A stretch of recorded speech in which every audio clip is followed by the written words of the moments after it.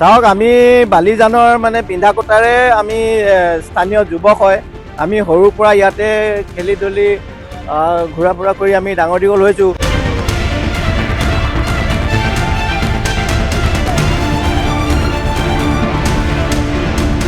কিন্তু আমি যিমানখিনি আমি জানিব পাৰোঁ যে আমাৰ ব্ৰহ্মপুত্ৰ ইয়াৰ পৰা নদী দূৰত প্ৰায় 2-3 কিলোমিটাৰমান দূৰত আছিলে।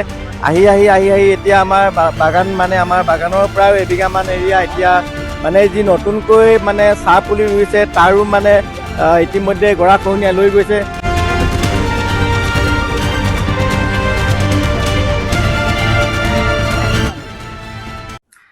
চাওক আমি বালিজানৰ মানে পিন্ধাকোটাৰে আমি স্থানীয় যুৱক হয়। আমি সৰুৰ পৰা ইয়াতে খেলি ধূলি ঘূৰা ফুৰা কৰি আমি ডাঙৰ দীঘল হৈছোঁ। কিন্তু আমি যিমানখিনি আমি জানিব পাৰোঁ যে আমাৰ ব্ৰহ্মপুত্ৰ ইয়াৰ পৰা নদী দূৰত প্ৰায় 2-3 কিলোমিটাৰমান দূৰত আছিলে। আহি এতিয়া আমাৰ বাগান মানে আমাৰ বাগানৰ পৰাও এবিঘামান এৰিয়া এতিয়া মানে যি নতুনকৈ মানে চাহ পুলি ৰুইছে তাৰো মানে ইতিমধ্যে গৰাখহনীয়া লৈ গৈছে। আৰু মানে যদি এইটো পৰ্যায়ত যদি মানে যদি একে লেঠাৰিয়ে যদি আহি থকা হয় তেনেকৈ যদি গৰাখহনীয়া হৈ থাকে তেতিয়াহ'লেতো আমাৰ ফেক্টৰী পাবলৈকে আমাৰ বেছি সময় নালাগে। আৰু এইটো মানে অকল এইটো বালিজানেই নহয়, আমি সদূৰ বিন্ধাকটা বালিজান বগৈতলীয়া ৰহমূৰীয়ালৈকে মানে এইটো যিটো আমাৰ গৰাখহনীয়া হৈ আছে আজিৰ কথা নহয়, এইটো নতুন নহয়। এইটো প্ৰায় মানে ধৰক 10-12 বছৰ আগৰ পৰা এইটো হৈ আছে। চৰকাৰে মানে বৰ্তমান ডাবল ইঞ্জিন যিখন চৰকাৰ আছে, যে চৰকাৰে আমাৰ যেনেধৰণে মানে খুব মানে বিজ্ঞানসন্মতভাৱে যিটো ব্যৱস্থা ল'ব লাগিছিলে তেনেকে ধৰণে লোৱা নোহোৱাৰ কাৰণে আজি ইয়াত জিৰ' বেগ মানে খহি যাব লগা মানে নিচিন্ন হ'ব লগা হৈছে।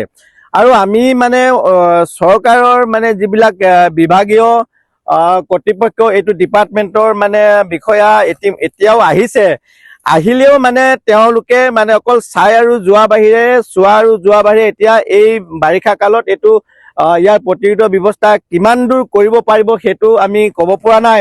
কিন্তু এইটো সময় উচিত যদি ব্যৱস্থা ল'লেহেঁতেন, এতিয়া যিটো জিৰ' বেগৰ ব্যৱস্থাটো আমাৰ সদূৰ বিন্ধাকটাৰ পৰা ৰহমূৰীয়া বগৈতলীয়ালৈকে মানে তেখেতসকলে কামটো কৰিছে।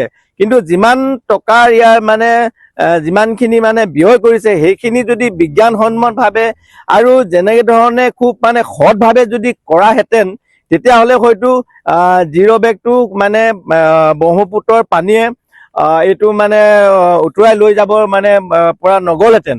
কিন্তু এতিয়া যিটো দেখিছোঁ যে এইটো মানে খুব মানে ইয়াৰ যিটো ছিষ্টেম এইটো খুব মানে প'ৰ হৈছে, মানে খুব মানে সঠিকভাৱে এইটো হোৱা নাই। আৰু যেনেকে ধৰণে মানে কৰিব লাগে তেনেকে ধৰণে কোৱা নাই, জাষ্ট এটা কৰিব লাগে কৰিছে আৰু ঠিক তেনেকে নহয়। যদি অন্তৰৰ পৰা যদি ভাল পৰিকল্পনা কৰি কেনে প্লানিং কৰি যদি চৰকাৰে বিভাগে যদি কৰিলেহেঁতেন তেতিয়াহ'লে মানে খুব সুন্দৰভাৱে এইটো আমাৰ গৰাখহনীয়া নহ'লহেঁতেন। আমি এতিয়াও অনুৰোধ জনাইছোঁ, যিহেতু চৰকাৰ আছে আমি অকল দোষাৰোপ কৰিলে নহ'ব, যে আমি এইটোও কৰা নাই চৰকাৰক ইমিডিয়েট এটা ব্যৱস্থা ল'বৰ কাৰণে, যিহেতু এতিয়া আমাৰ চৰকাৰ মানে কেন্দ্ৰ আৰু ৰাজ্যত দুয়োখনে মানে একেটা দলতে চৰকাৰ আছে, বিজেপি চৰকাৰ, যে তেখেতসকলে কাৰ্যসূচীটো হাতত লৈছে প্ৰতিৰোধৰ মানে ব্যৱস্থাটো, কিন্তু যেনেকে ধৰণে ল'ব লাগিছিলে তেনেকে ধৰণে লোৱা হোৱা নাই। গতিকে আমি এতিয়াও অনুৰোধ জনাইছো, এতিয়াও সময় আছে, এতিয়াও যদি মানে সময়মতে যদি তেখেতসকলে কৰে, সময়মতে যদি মানে এতিয়াটোতো ধৰক মানে বৰষুণ গ'লে জাপি আৰু মানে এইটো বৰষুণ গ'লে যেনেকে জাপিটো যায়, মানে চুৰ গ'লে যেনেকে বুদ্ধিটো হয়, তেনেকে ধৰণে কৰিলেতো নহ'ব।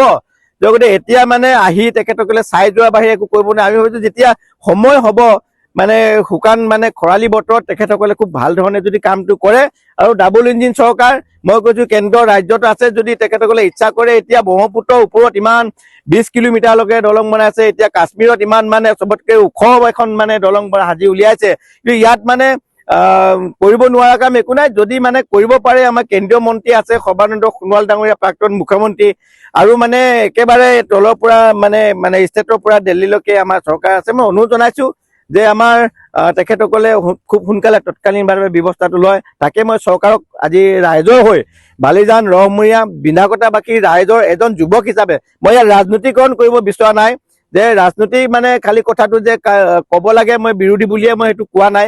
এজন যুৱক হিচাপে ৰাইজৰ হৈ বালিজানবাসী ৰাইজ আৰু ৰহমূৰীয়া বগৈতলীয়া বিন্ধাকটাবাসী ৰাইজৰ হৈ মই অনুৰোধ জনাইছো যে আপোনালোকে কামটো মানে কৰিও বুলি মানে ভালকে আন্তৰিকতাৰে কামটো কৰক আৰু প্লানিং কৰি মানে খুব মানে টেকনিকেল খুব মানে এক্সপাৰ্ট টেকনিকেল বিষয়া মাতি ইয়াত মানে এক্সপাৰ্ট পাৰ্চন মাতি ভাল ধৰণে যদি কামটো কৰে নিশ্চয় এইটো গৰাখহনীয়া ৰোধ কৰিব পাৰি। যে মানে পৃথিৱীত নোৱাৰা কামনো কি আছে, হয় নে নহয়? যে ইংৰাজীতে কয় there is nothing in this world which man can do, মানুহে চেষ্টা কৰিলে পৃথিৱীত নোৱাৰা কাম একো নাই। গতিকে আমি যদি আমি চৰকাৰক মানে এতিয়াও যদি মানে একেবাৰে স্থায়ীভাৱে সমাধান কৰিব নোৱাৰিলেও মানে অস্থায়ীভাৱে হ'লেও যাতে গৰাখহনীয়াটো ৰোধ কৰক। যদি নকৰে তেতিয়াহ'লে আমি সমূহ বালিজানবাসী ৰাইজ, বালিজান, ৰহমূৰীয়া, বগৈতলীয়া, বিন্ধাকটা আমি সকলো মানে ৰাজপথলৈ যাবৰ কাৰণে ৰাইজ সাজু হৈ আছে।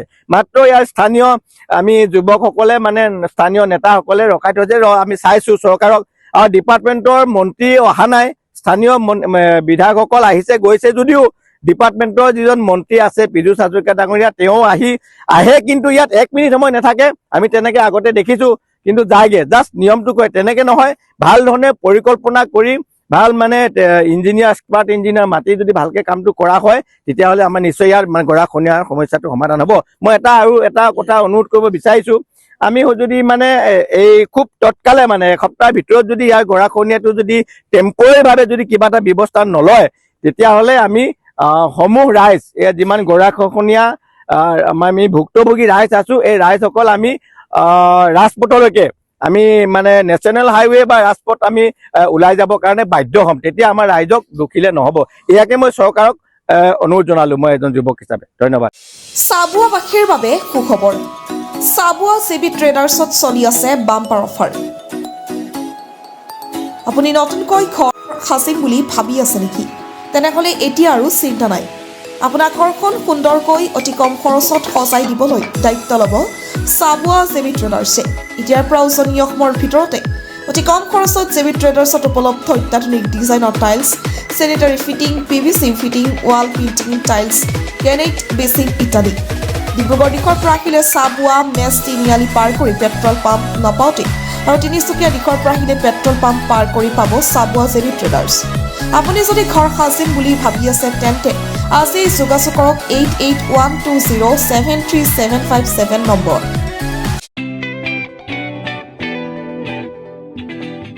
ৰোগীসকলৰ বাবে ভাল খবৰ। চাবুৱা ছেইণ্ট লুকছ হস্পিটেলত পাব ৰেহাই মূল্যত চিকিৎসা। চাবুৱাৰ ছেইণ্ট লুকছ হস্পিটেলত এক্স-ৰে, চিটি স্কেন, আল্ট্ৰাছাউণ্ড, অত্যাধুনিক মেচিনৰ দ্বাৰা লেবৰেটৰী টেষ্ট ইত্যাদি পৰীক্ষাসমূহ ডিব্ৰুগড় জিলা নাৰ্ছিং হোমতকৈ 40% ৰেহাই মূল্যত কৰা হয়। লগতে ডায়েবেটিছ ৰোগীসকলে হায়দৰাবাদৰ পৰা অহা বিশিষ্ট চিকিৎসক ডাক্তৰ শুভান্দৰী চন্দ্ৰৰ পৰা পৰামৰ্শ ল'ব পাৰিব। স্ত্ৰী আৰু প্ৰসূতি ৰোগৰ বাবে হায়দৰাবাদৰ স্ত্ৰী ৰোগ বিশেষজ্ঞ ডাক্তৰ উমা দেৱী ভিয়ে চিকিৎসা আগবঢ়াব। লগতে উৰিষ্যাৰ পৰা অহা চিকিৎসক ডক্তৰ ৰঞ্জন কুমাৰ জিনাই নিউৰলজি চিকিৎসা আগবঢ়ায়। গতিকে এতিয়াৰ পৰা আপোনালোকে ৰেহাই মূল্যত বিশিষ্ট চিকিৎসকসকলক তেওঁলোকৰ অন্তৰ্গত সকলো বেমাৰ দেখা কৰি পৰামৰ্শ ল'ব পাৰিব। প্ৰয়োজন সাপেক্ষে ৰোগীসকলে যোগাযোগ কৰিব পাৰিব 8822455808 নম্বৰত। থলুৱা শাক পাচলি আৰু পুখুৰীৰ সতেজ থলুৱা মাছৰ আঞ্জাৰ লগতে নিচা ফাৰ্মৰ থলুৱা হাঁহ, কুকুৰা, গাহৰি আদিৰ মাংসৰে ৰাইজলৈ আগবঢ়াইছে থলুৱা খাদ্যৰ বিশেষ সুবিধা। যোগাযোগ 9707481939